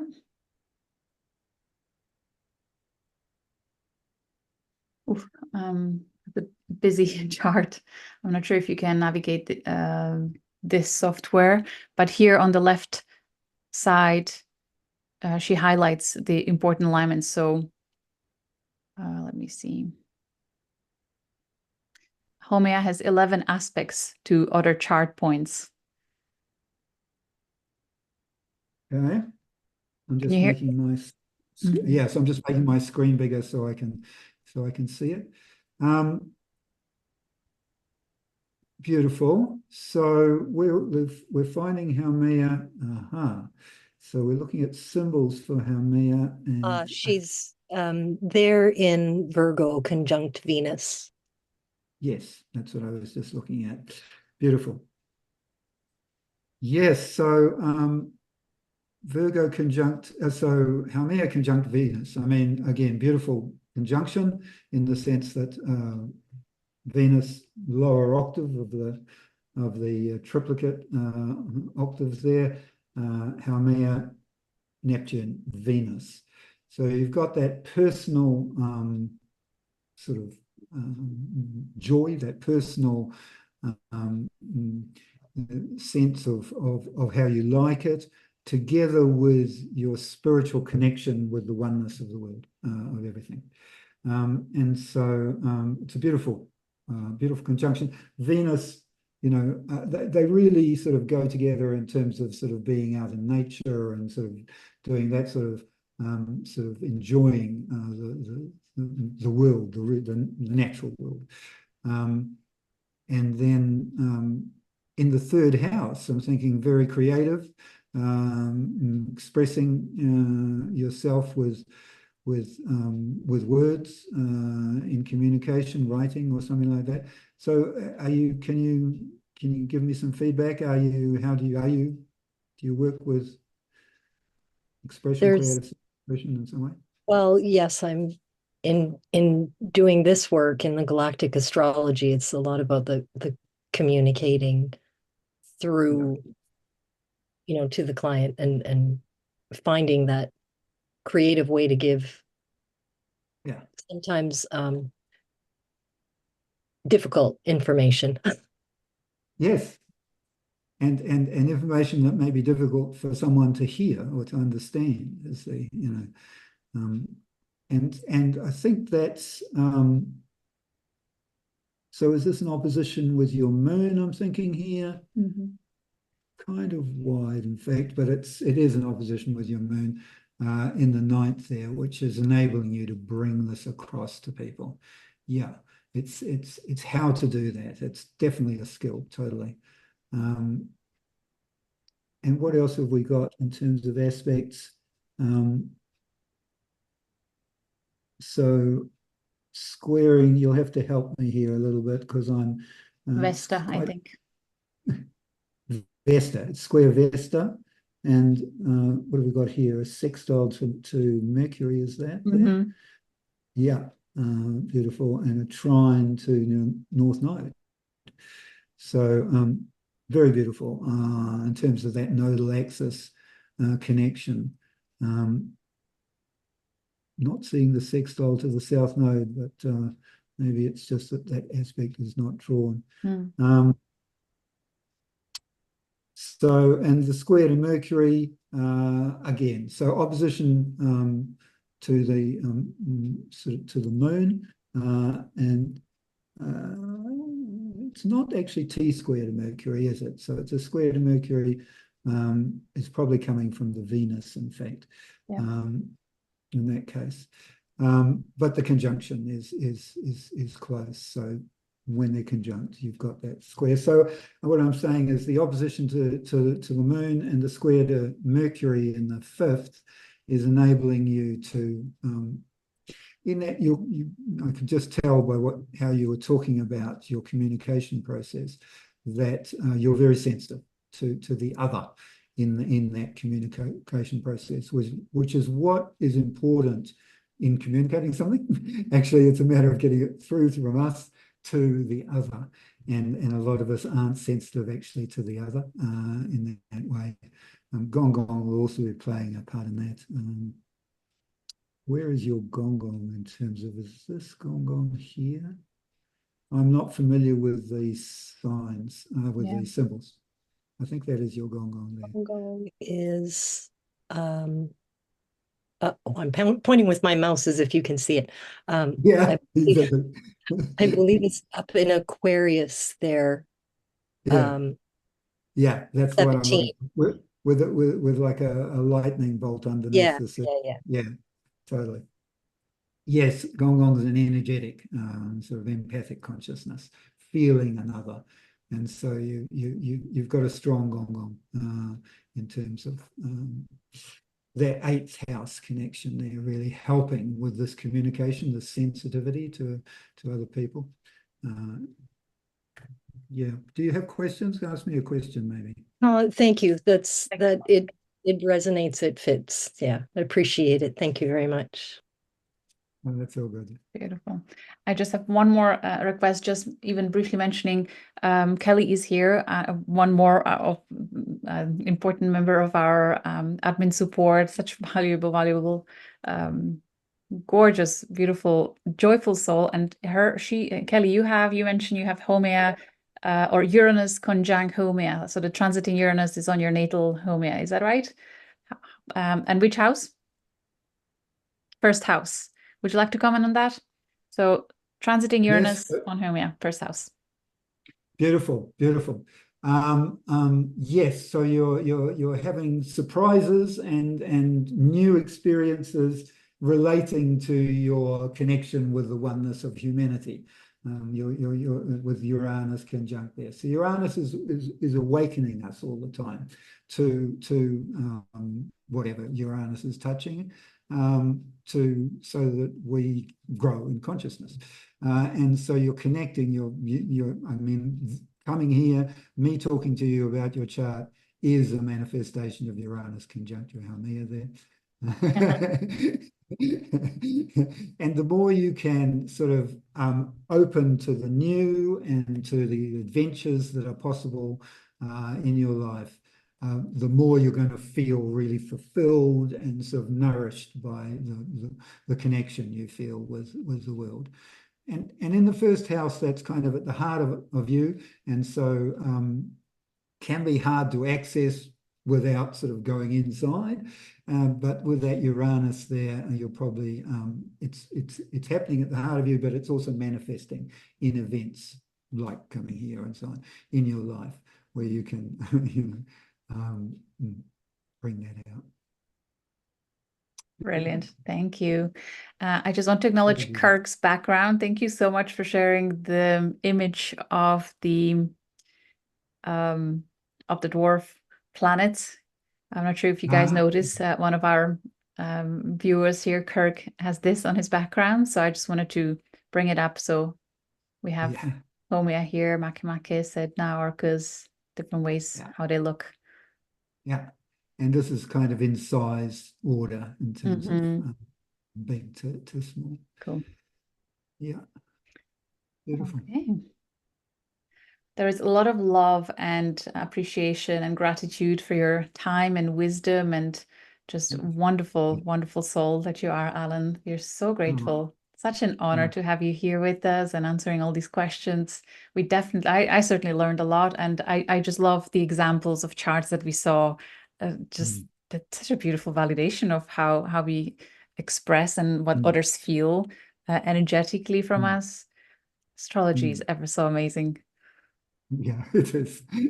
That's the beauty of it. Oh, and thank you so much for inviting me, and thank you to the community for being here and so on. Really, we're in a key phase of growth in terms of the world and each of us, obviously.